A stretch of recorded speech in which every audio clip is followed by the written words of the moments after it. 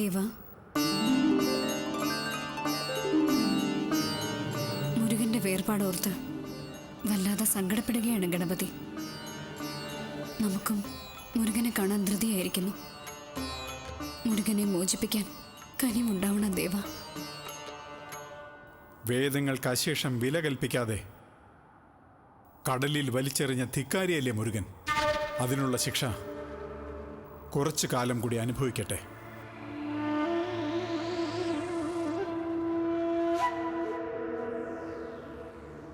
മധുരാപുരിയിൽ ഒരു വൈശ്യശ്രേഷ്ഠന്റെ ഊമയായ മകനായി കഴിയുകയാണ് മുരുകൻ.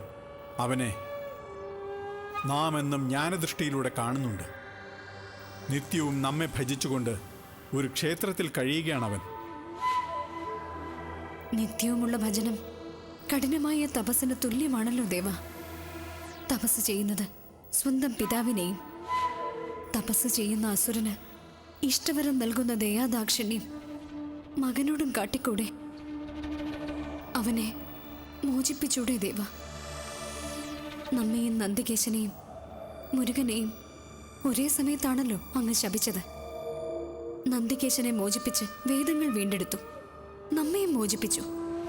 മുരുകനെ മോചിപ്പിക്കാൻ മാത്രം കാലവിളംബം എന്തേ ദേവ? അങ്ങ് അനുവദിക്കുമെങ്കിൽ നാം പോയി അവനെ കണ്ടുകൊള്ളാം, ശാപമോക്ഷവും നൽകിക്കൊള്ളാം. അങ്ങ് അനുവദിച്ചാൽ മതി. ശരി, അങ്ങനെ ആവട്ടെ.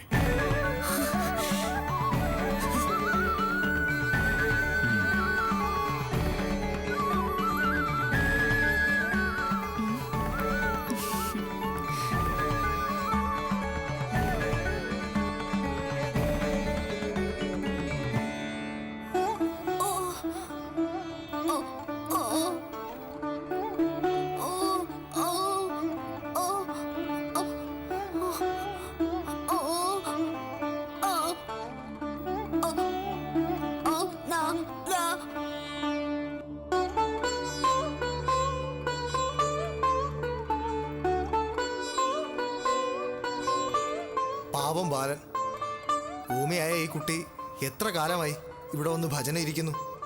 ശരിയാ, ആരും നോക്കാനും കാണാനും ഇല്ല. അനാഥനാണെന്ന് തോന്നുന്നു. ഊമയായതുകൊണ്ട് അച്ഛനമ്മമാർ ഉപേക്ഷിച്ചതായിരിക്കും. എന്തു ചൈതന്യമാണ് ആ കുട്ടിയുടെ മുഖത്ത്. ഏതോ ഉന്നത തറവാട്ടുകാർക്ക് പിറന്ന കുട്ടിയാണത്. ഉപേക്ഷിക്കാൻ തോന്നിയല്ലോ.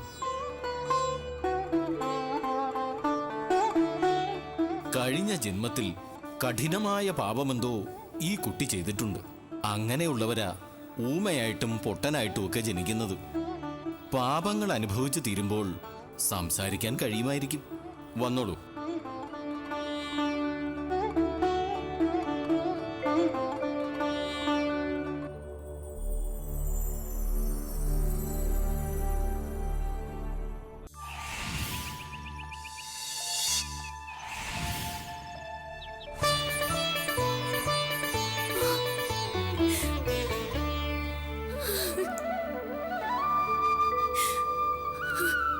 മകനെ,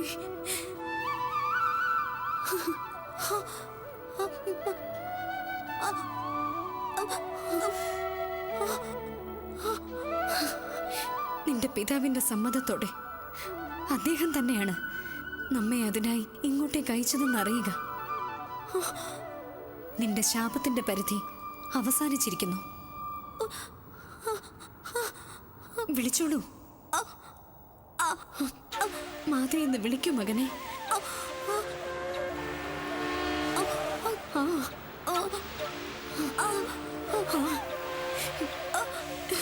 വിളിച്ചോളൂ, വിളിച്ചോളൂ മകനെ. വിളിക്കൂ മാതേ.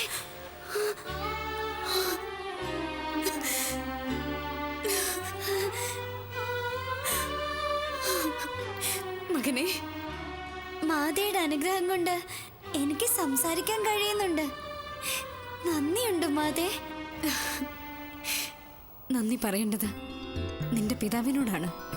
നിനക്ക് ശാപമോക്ഷം അനുവദിച്ചുകൊണ്ട് നമ്മെ ഇങ്ങോട്ട് അയച്ചത് നിന്റെ പിതാവായ ശ്രീപരമേശ്വരനാണ്. പിതാവിനോട് നന്ദി പറയുക. മാതേ, ഞാൻ എന്നും ഈ ക്ഷേത്രത്തിൽ വന്ന് പിതാവിനെ ഭജിക്കുമായിരുന്നു. ഈ നാട്ടിലെ ബാലന്മാരൊക്കെ ഊമ എന്ന് വിളിച്ച് എന്നെ കളിയാക്കി. അവരോടൊപ്പം കളിക്കാൻ പോലും എന്നെ അനുവദിച്ചിരുന്നില്ല. മുതിർന്നവരിൽ ചിലർക്കൊക്കെ എന്നെ കാണുമ്പോൾ സഹതാപമായിരുന്നു. മുജ്ജന്മം ചെയ്ത കൊടിയ പാപം കൊണ്ടാണ് ഞാൻ ഊമയായി പോയതെന്ന് പലരും പറയുന്നതും കേട്ടിട്ടുണ്ട്. അതൊക്കെ പിതാവിന്റെ ശാപം കൊണ്ടുണ്ടായ ഫലങ്ങളാണെന്നോർത്ത് സമാധാനിക്കുക മകനെ. സമാധാനിക്കുന്നു മാതേ. എനിക്ക് അവരോടൊന്നും ഒരു ശത്രുതയുമില്ല മാതേ. ഈ നാടിനെയും നാട്ടാരെയും എനിക്ക് വളരെ ഇഷ്ടമാണ്. മാത പ്രത്യക്ഷപ്പെട്ട ഈ ക്ഷേത്രത്തിനും നാട്ടുകാർക്കും മാതയുടെ എല്ലാവിധ അനുഗ്രഹങ്ങളും ഉണ്ടാവണം. ഉണ്ടാകും മകനെ. പിതാവിൽ നിന്നും ശാപമോക്ഷം കിട്ടാൻ നീ തപസ്സിരുന്ന ഈ ഭൂമി ഇനി മുതൽ കൈലാസതുല്യമായിരിക്കും.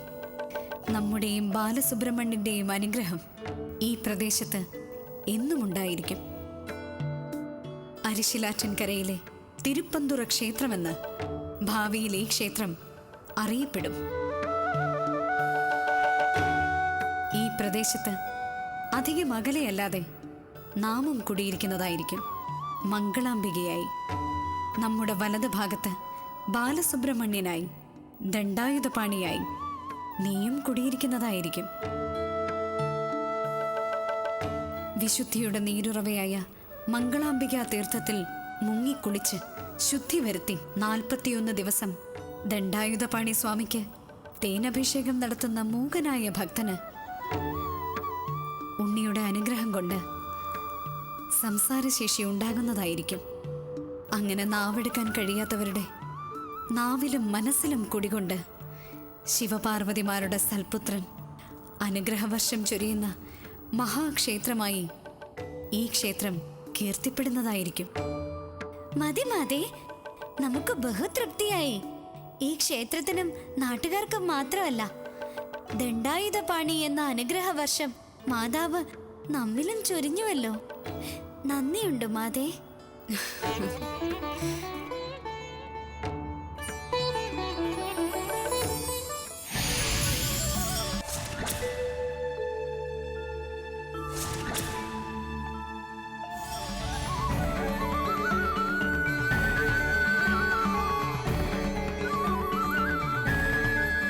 മാതാവിനും പിതാവിനും പ്രണാമം. മാതാവേ, ഒരു സന്ദേഹം. ചോദിച്ചോളൂ. ഞങ്ങൾ 2 പുത്രന്മാരിൽ മാതാപിതാക്കൾക്ക് ആരോടാണ് കൂടുതൽ ഇഷ്ടം? അതെന്ത് ചോദ്യമാണ് കുമാര? മാതാപിതാക്കൾക്ക് സന്തതികളെല്ലാം ഒരുപോലെയല്ലേ? 2 കണ്ണുകളിൽ ഒരു കണ്ണിനെ ആരെങ്കിലും വെറുക്കുമോ കുമാര? 2നെയും ഒരുപോലെ പരിഗണിക്കില്ലേ? എന്താണ് കുമാരന്റെ പെട്ടെന്നുള്ള സംശയത്തിന്റെ ഹേതു? പ്രത്യേകിച്ചൊന്നുമില്ല, വെറുതെ ഒരു സംശയം ചോദിച്ചു മാത്രം. നാരായണ നാരായണ നാരായണ നാരായണ നാരായണ.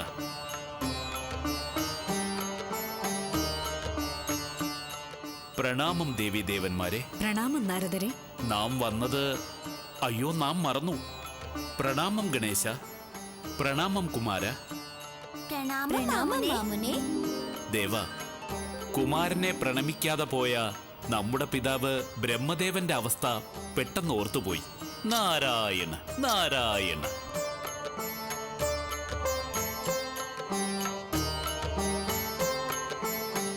അല്ല, നാരദരെന്തോ സമ്മാനവുമായിട്ടാണല്ലോ വന്നിരിക്കുന്നത്.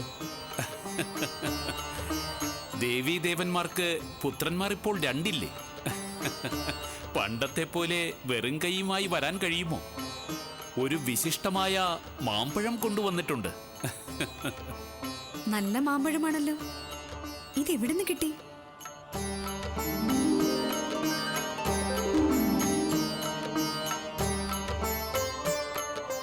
നന്ദനോദ്യാനത്തിലെ ജ്ഞാനമാകന്ത മരത്തിലെ മാമ്പഴമാണ്. ദേവി പാർവതി തന്നെ ഇത് ഏറ്റുവാങ്ങിയാലും.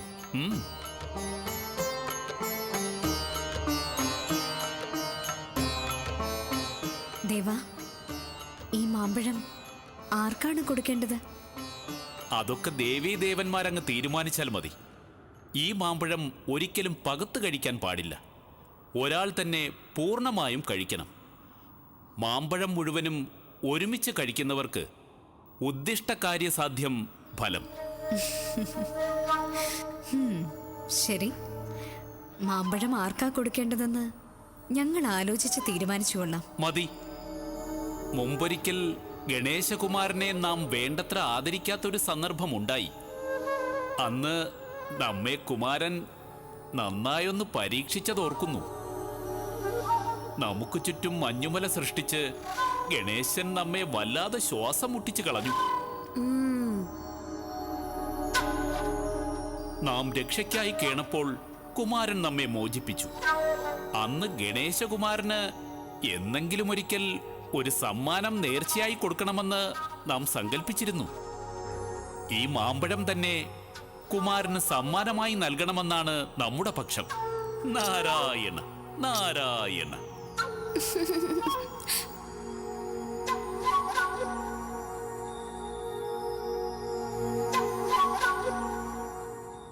അങ്ങനെ വിഘ്നേശ്വരന് നേർച്ച നേർന്നിട്ടുണ്ടെങ്കിൽ നേർച്ച കടം വീട്ടണം. മാമ്പഴം വിഘ്നേശന് തന്നെ കൊടുത്തേക്കാം. കൊടുത്തേക്കൂ. നാരദരുടെ വരവും ചാഞ്ഞും ചരിഞ്ഞുമുള്ള നോട്ടവും മുഖസ്തുതിയൊക്കെ ശ്രദ്ധിച്ചപ്പോഴേ എനിക്ക് കാര്യം മനസ്സിലായി. കുമാരന് എന്താണ് മനസ്സിലായത്? ശിവകുടുംബത്തിൽ കലഹം സൃഷ്ടിക്കാനാണ് നാരദരുടെ ഭാവമെന്ന്. നാം ശിവകുടുംബത്തിൽ കലഹം സൃഷ്ടിക്കുമെന്നോ? കേട്ടില്ലേ ശിവശംഭോ? കുമാരൻ പെട്ടെന്നുണ്ടായ ദേഷ്യത്തിൽ അങ്ങനെ പറഞ്ഞു പോയതാണ്. നാരദർ കാര്യമാക്കണ്ട. മാമ്പഴ പ്രശ്നം നമ്മൾ രമ്യമായി പരിഹരിച്ചോളാം. അങ്ങനെയാകട്ടെ. എന്നാൽ നാം വിടകൊള്ളുകയാണ്. നാരായണ നാരായണ.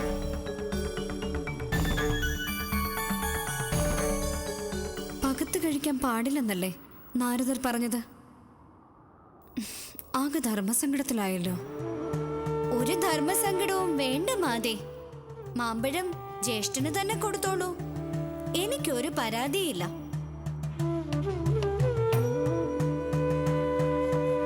അങ്ങെന്താണ് ആലോചിക്കുന്നത്? രണ്ടുപേരും മാമ്പഴം വേണമെന്ന് ആഗ്രഹിക്കുന്നുണ്ട്. ഒരു പരീക്ഷണം ഏർപ്പെടുത്തുക തന്നെ. രണ്ട് കുമാരന്മാരും ബ്രഹ്മസ്വരൂപങ്ങളാണ്. ഇവർക്ക് കഴിയാത്തതായി ഒന്നുമില്ല. ഇവർക്ക് മുന്നിൽ ഈ പ്രപഞ്ചം എത്രയോ ചെറുതാണ്. രണ്ടുപേരും ഈ പ്രപഞ്ചത്തെ ഒരു തവണ വലം വച്ച് വരിക. പ്രദക്ഷിണം കഴിച്ച് ആദ്യം വരുന്നയാൾക്ക് മാമ്പഴം നൽകുന്നതായിരിക്കും. എന്താ, സമ്മതമാണോ? ആ, സമ്മതിച്ചു. ഞാനും സമ്മതിച്ചു. എങ്കിൽ പ്രദക്ഷിണം തുടങ്ങിക്കൊള്ളുക.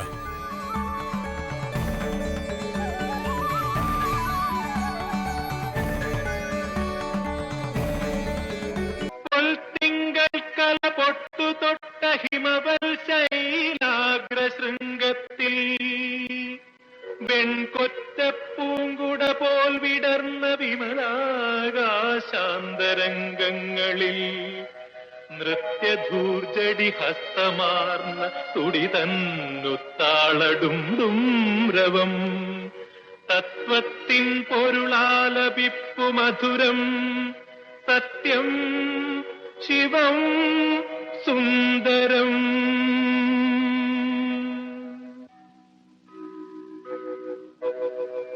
സത്യശിവ സൗന്ദര്യങ്ങൾ തൻ ഭദ്രപീഠമീ ശൈലം ശിവശൈലം.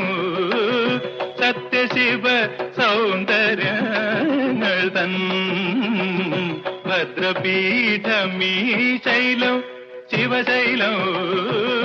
സത്യശിവ സൗന്ദര്യം.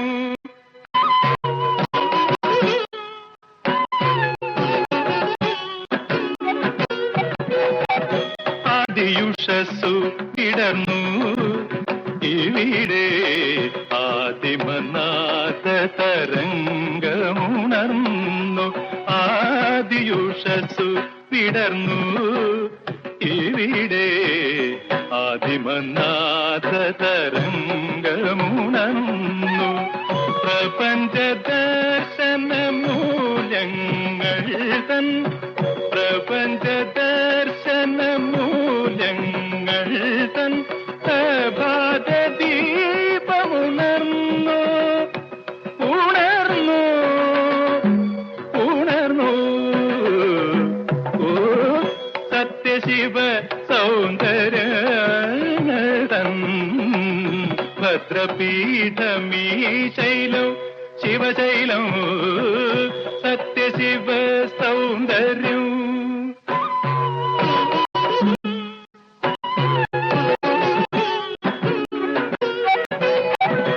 ആദിമഹസു തെളിഞ്ഞു ഇവിടെ ആനന്ദാമൃതഗംഗയുണർന്നു ആദിമഹസു തെളിഞ്ഞു ഇവിടെ ആനന്ദാമൃതഗംഗയുണർന്നു തപസമാതിദലങ്ങൾ